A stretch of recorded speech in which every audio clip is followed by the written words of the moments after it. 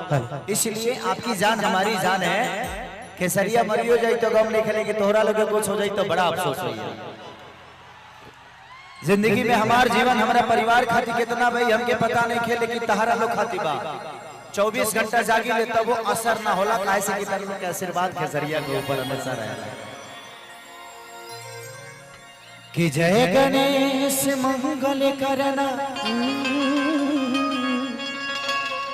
विघ्न हरो गणराज एक दंत करी बलि वदना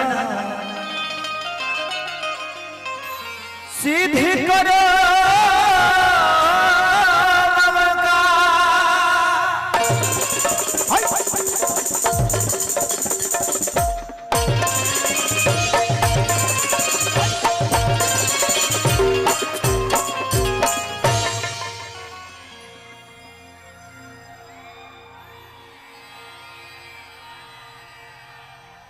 कि चुनरी तोहरा माथे में बा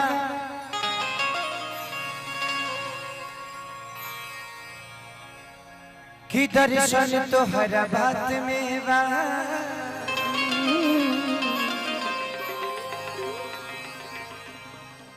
कि देह आशीर्वाद ये मैया कि आज बलिया में खेसारी के इज्जत तोहरे हाथ में बा।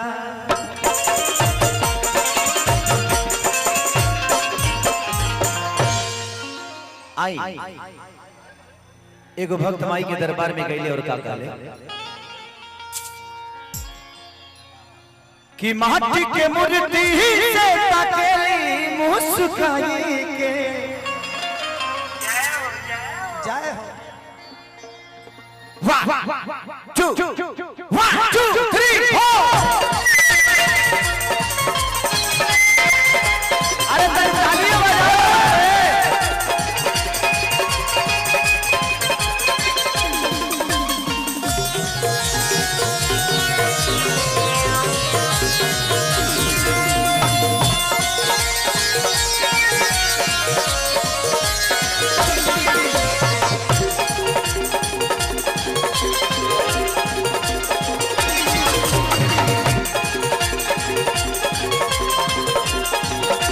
माटी के मूर्ति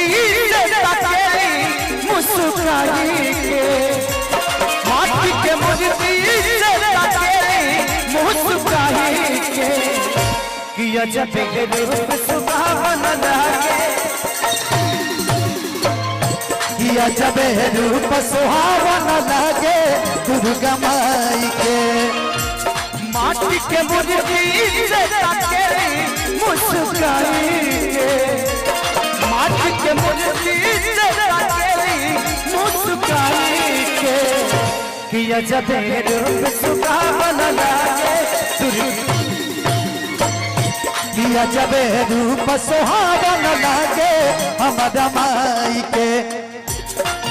लागल बानिया तारा हे भवानी मैया झुलुहा लागल बानिया तारा हे भवानी मैया